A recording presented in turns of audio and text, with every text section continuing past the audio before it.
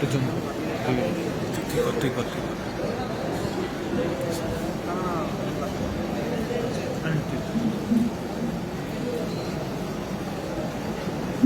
আনন্দে জাগো আজ এই নব রবির কিরণে, শুভ্র সুন্দর প্রীতি উজ্জ্বল নির্মল জীবনে।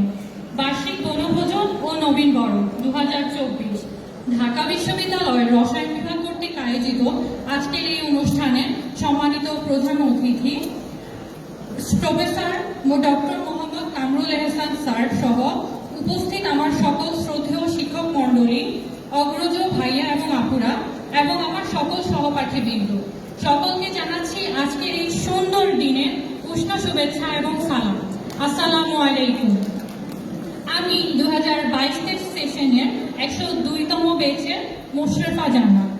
টাঙ্গাইল জেলার মির্জাপুরে ঐতিহাসিক স্থাপনা মহেরা জমিদার বাড়িতে নবাগত শিক্ষার্থীদের জন্য যে অভিষেক অনুষ্ঠানের আয়োজন করা হয়েছে তার জন্য নবাগতদের পক্ষ থেকে আমি কৃতজ্ঞতা জ্ঞাপন করছি।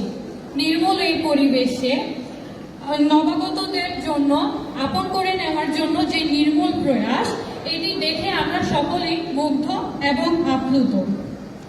বাঙালি হৃৎপিণ্ড ও হাজারো শিক্ষার্থীর সাধনার বিদ্যাপীঠ আমার প্রাণের ঢাকা বিশ্ববিদ্যালয়।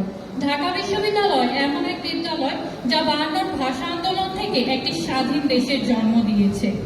প্রতিযোগিতামূলক পরীক্ষার মধ্য দিয়ে আমরা এসেছি আমাদের প্রিয় স্বপ্নের ক্যাম্পাস, প্রাচ্যের অক্সফোর্ড খ্যাত ঢাকা বিশ্ববিদ্যালয়। আমিও এখন এই ক্যাম্পাসের কার্যনী সবুজ ঘাসে হেঁটে চলা এবং লাল বাসে চড়ে বেড়ানো শিক্ষার্থীদের একজন। শুরুটা যদি করি সম্মানিত শিক্ষকদের নিয়ে, তবে প্রথমেই বলতে হয় শ্রদ্ধেয় চেয়ারম্যান স্যার এবং প্রদীপ কুমার বক্সী স্যারের কথা। সময়টা ছিল আগস্ট 16, 2023।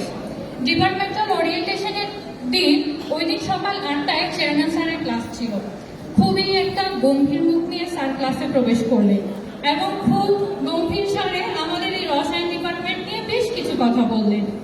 যদিও রসায়ন বিষয়টা ছোটবেলা থেকে আমার একটা প্রিয় বিষয় ছিল, কিন্তু স্যারের মুখে প্রথম দিন গম্ভীর স্বরে ওই কথাগুলো শোনার পর কিছুটা ভয় পেয়ে গেছিলাম এবং চিন্তামুক্ত হয়েছিলাম। কিন্তু স্যারের ক্লাসেই ঠিক এর কিছুক্ষণ পরে আগমন ঘটে হাস্যোজ্জ্বল মুখ নিয়ে প্রদীপ কুমার বক্সী স্যারের। একটি হাস্যোজ্জ্বল মুখ নিয়ে স্যারও কিছু কথা বলেন এবং তখন প্রদীপ কুমার স্যার এবং চেয়ারম্যান স্যারের তখনকার কথোপকথনগুলো শোনার পর অনেকটাই চিন্তামুক্ত হয়েছিলাম। নিয়মানুবর্তিতা তার শিখেছি প্রদীপ কুমার বক্সী স্যারের কাছে, কারণ সকাল 8টার ক্লাসে ঢুকতে তার কখনো 8:05 হতো না। আর গল্প বলে বলে স্লাইড বুঝিয়ে প্রতিটা চ্যাপ্টার শেষ করতেন তানভীর মুসলিম স্যার।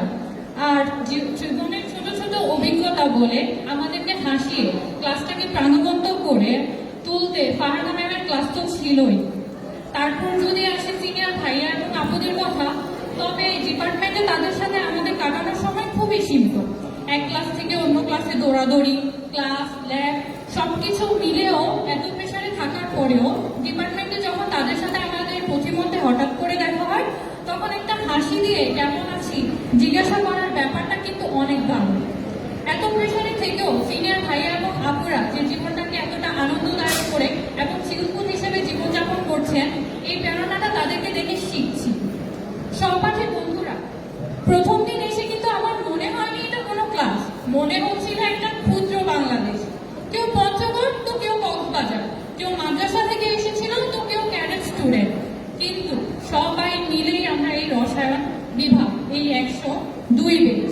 মাত্র 6 মাস সময় কাটিয়েছি, কাটাতে হবে আরো বহু বছর।